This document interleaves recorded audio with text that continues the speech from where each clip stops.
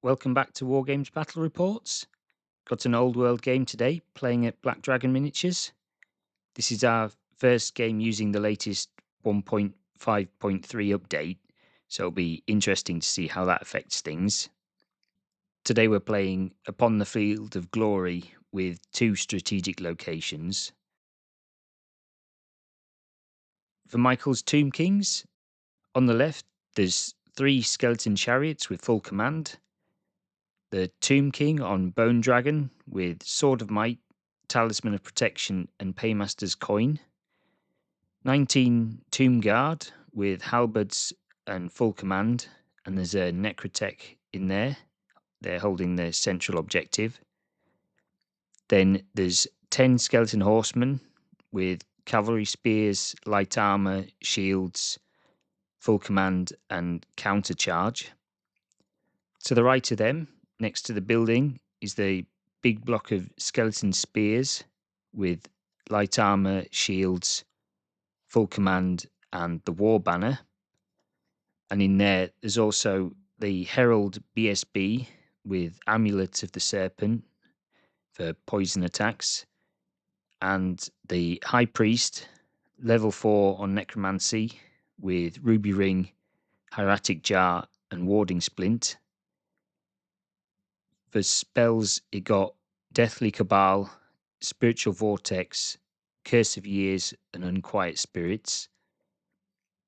Then there's the Necrosphinx with Envenomed Sting. And there's also 20 skeleton skirmishers in ambush. For my Warriors of Chaos today, there's a Sorcerer Lord, level 3 on Shadowlands with Ruby Ring, Tomb of the Dark Gods, Spell Familiar, One Favour of the Gods, and Brazen Will. For spells, it's got Wind of Chaos, Fleshy Abundance, Blue Fire, and Shadowed Assailants. Then there's a block of Chaos Warriors with Shields, Champion, Standard Bearer, Musician, and there's a Charm Shield and War Banner in there, and they've got Enhanced Reflexes. Then there's a unit of Chaos Marauders with Flails, Cult of the Carrion Crow, and full command. Again, there's a Charm Shield in there, and they've got Monster Hunter's Tapestry and Battle Hunger. 5 Warhounds with Vanguard, an Undivided Chariot, a Hell Cannon. Let's see if that does anything useful or just kills my own stuff. Then there's a Dragon Ogre Shartak, which is a bit of a mistake. I hadn't seen the minimum 2 now. And then the Dragon Ogre Shaggoth, which is also now illegal because I don't have 2 Dragon Ogres. Lastly, I've got the Demon Prince of Slaanesh, level 4 on Demonology, with Armour of Meteoric Iron, Earthing Rod, Favour of the Gods, and I've given it Cackling Blade to try that out. The princes look like they've got a pretty big nerf in the Errata. Losing the 360 arc is a big price to pay for an extra wound and some circumstantial stomps, so we'll see how it does. For spells, it has Summoning, Vortex of Chaos, Steed of Shadows, and Demonic Familiars. Setup, there's the Hell Cannon and Shartak on the flank, the Prince and the Warriors with the Sorcerer next to the house, and the Marauders and Chariot next to the hill, and then the Shaggoth and Warhound on the other flank. Tomb King's turn 1. The Priest casts Deathly Cabal on its unit. For movement, there's a general advance across the board. The King uses My Will Be Done for extra movement, but doesn't really go that far anyway. The Horse Archers stay back to score the objective. For shooting, the Chariots shoot at the Dragon Ogre, but it passes its save. The Priest manages to cast a Spiritual Vortex in front of the Spearman and the Necrosphinx. Warriors of Chaos turn 1. For Gaze of the Gods, the Sorcerer got +1 weapon skill, and the Prince has now got +1 strength and leadership. For spells, the sorcerer casts Fleshy Abundance on its unit, and then Wind of Chaos for -2 movement on the king. It also manages to dispel the vortex.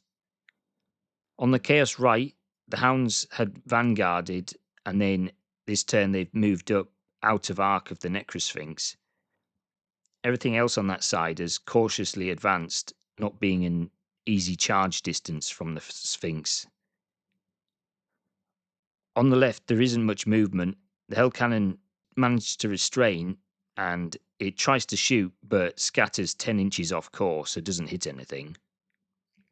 Blue fire from the sorcerer puts 1 wound on the king, and the summoning failed, and Ruby Ring got dispelled. Tomb King's turn 2. The priest casts Deathly Cabal again, but fails to cast Curse of Years or dispel Fleshy Abundance. The ambushing archers arrive behind the warriors and the prince. With Fleshy Abundance still on the warriors, the archers decide to shoot at the easier marauders, killing 3 of them. The king and the Sphinx don't charge this turn, but move as close as possible, tempting charges in return. The Sphinx is within 3 inches of the chariot to avoid impact hits, and out of arc of the Shaggoth. The king has moved to just an inch from the prince and lined up for a breath attack. In shooting, the breath attack manages to kill 3 of the warriors, and Unquiet Spirits is cast on the warhounds, but only kills 1 of them. The only charge this turn was a long charge from the chariots into the Hell Cannon. Impact hits and attacks from the chariots do nothing to the Hell Cannon, rolling very poorly. 1 chariot is killed in return, and then they suffer another 2 wounds from Unstable. Warriors of Chaos turn 2. For Gaze of the Gods this turn, the sorcerer gets +1 weapon skill again, and the prince gets +1 attack. The sorcerer casts Wind of Chaos on the Tomb Guard to slow them down. The priest tries to dispel it, but miscasts, and then now can't dispel anything else this turn. The prince charges the king, so it's a fight between the 2 generals. The marauders march forward out of arc of the Necrosphinx, and the Shaggoth moves up behind it. The chariot stays still. Charging without the impact hits isn't a good idea, and it'll lose first charge for no reason. And then if it moves, it could take the Sphinx out of the Shaggoth's arc or range when it charges. In shooting, Stormcall is dispelled, but Ruby Ring and Blue Fire from the sorcerer manage to kill 3 of the Tomb Guard. In combat with the chariots, the Hell Cannon loses a wound and 1 of its crew, but then kills the chariots and actually overruns into the side of the king on the Bone Dragon. Impact from the cannon doesn't do any wounds, then the king challenges the prince so the cannon won't attack. In the challenge, the prince hits 9 times with Cackling Blade. 3 wounds manages to go through, plus another that gets regened. The prince passes its save against the wounds from the king and the dragon, but takes 1 wound from the stomps. The king loses the combat and takes another 2 wounds due to Unstable, and then gives ground. The prince follows up, but the Hell Cannon can't, as it's already overrun this turn. Tomb King's turn 3. Arise brings back the Tomb Guard, and the priest casts Deathly Cabal again, but fails to cast Curse of Years. He then ends the vortex, and the spears advance. The Sphinx charges the chariot. The archers reposition and shoot at the warriors, causing 3 wounds, but they pass their saves. Unquiet Spirits from the priest kills a marauder. In combat, the Sphinx regens 2 wounds from the chariot, then puts 2 wounds on it, drawing the combat.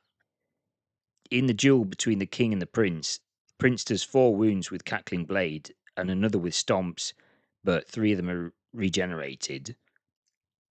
The prince also tries to use its demonic familiars, but miscasts, and then explodes. Both of them pass their ward save against the magical explosion, though. The prince saves or regenerates all the wounds from the king and the dragon, resulting in the king losing the combat and then dying to instability. The prince is then able to reform facing the skirmishing archers. Warriors of Chaos turn 3. For Gaze of the Gods, the prince gets +1 toughness this turn, and then +1 initiative for the sorcerer. The Marauders fail their leadership trying to use Cult of the Carrion Crow, so decide they can't risk charging this turn, and instead march up as close as possible to the skeleton spears.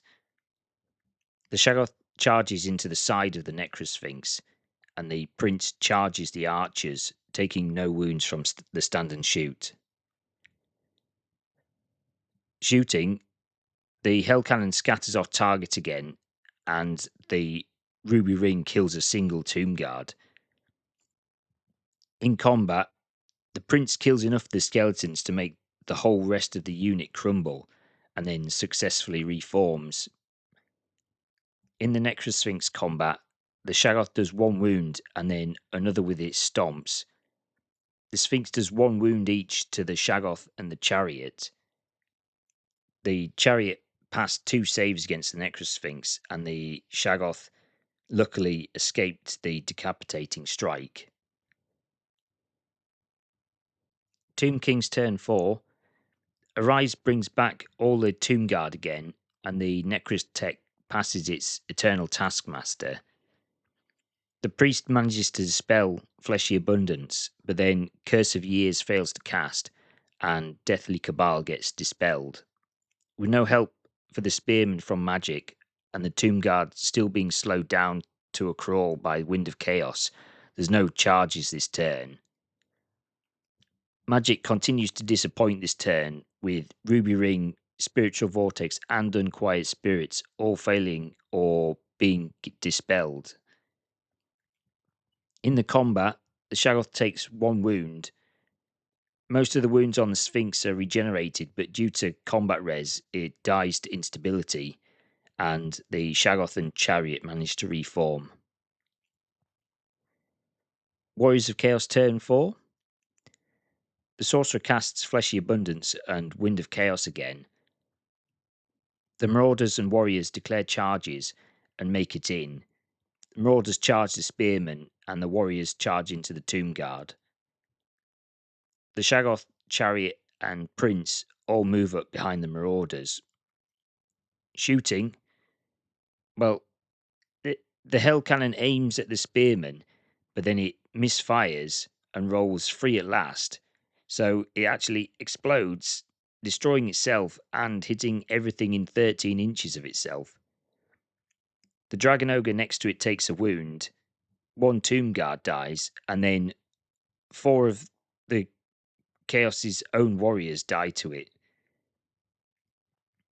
In combat, the Marauders kill 4, but 6 of them die in return.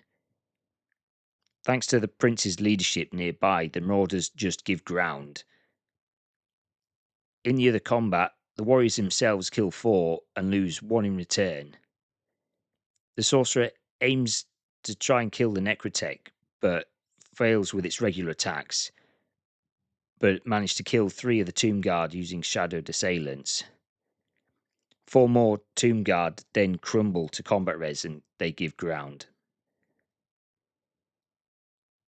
Tomb King's turn 5.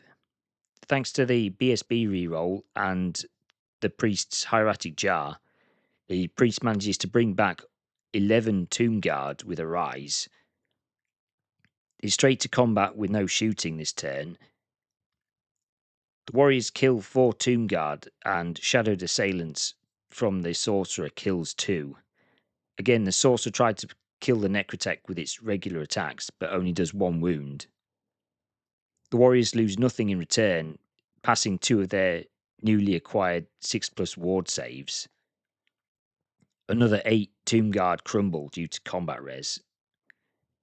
In the other combat, the Marauders kill 3 and lose 4 in return, Poison helping out the skeletons a lot more this round than it did in the previous one. The marauders flee, but only run 4 inches, and then the skeletons restrain. Warriors of Chaos turn 5. Gaze of the Gods. The Prince gets +1 weapon skill, and the Sorcerer gets +1 attack. The Sorcerer tries to cast Fleshy Abundance, but it gets dispelled. The Marauders manage to rally, but are now kind of in the way because of their short flee movement. The Prince, Chariot, and Shaggoth successfully get around the Marauders, but can't quite maximize. The Marauders reform, but they continue to face away from the combat, aiming to get to the abandoned objective.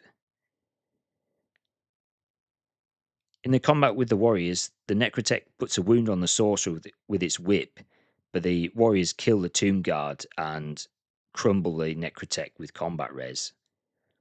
In the spearman combat, impact hits and attacks from the chariot kill 4 spearmen. The Shaggoth is only in combat with the Herald BSB and puts all its attacks into it. Due to regeneration, which takes some working out since the last Errata, the Herald is able to avoid all the wounds it suffers from the attacks, but then does die to the stomps in the end. The Prince puts its regular attacks into the unit and demonic familiars into the Hierophant. Cackling Blade rolls a 1 for its attacks, but it still manages to kill 3, and the Priest takes 2 wounds from the Assailment spell. The Skeletons put 1 wound onto the Prince, but then the Prince stomps the Priest. Losing the combat, 10 more die to Unstable, and with the Hierophant gone and the remains of the army now crumbling, the game is called at this point. So it's a victory to Chaos. Going into the game, I didn't know what to expect from the Prince. The loss of the 360 arc is pretty huge, so I was experimenting with a more combat focused build than usual, and also trying out the Cackling Blade. It did really well in this game, but benefited a lot from good Gaze of the Gods rolls, having targets in its forward arc, so not needing the 360, and also not hurting itself with Cackling Blade. In combat with the King also, the dragon didn't cause a lot of hits, so there's a long list of things that needed to go right. Also, I think with things like Monster Hunter's Tapestry and getting challenged out, the stomps are rarely going to be used, but in this game, they did manage to do a few wounds. Unfortunately, my list had a mistake. The minimum 2 change makes not only the Dragon Ogre unusable, but the Shaggoth as well. So going forward, the Hell Cannon will probably get used a lot more now, as I can't take the Shaggoth. The Hell Cannons are still really bad, but they are quite fun to use. It did kill the chariots before exploding this game, but not so much on its own merit. They were unfortunate not to do anything with their impact hits. I decided to charge with the warriors into the Tomb Guard to sort of see how they do with the Furious Charge they've got given, but they were still probably better off just sitting on an objective somewhere. I've had a bit more of a chance to understand the regen changes since playing this game, and I don't think we did it quite right here.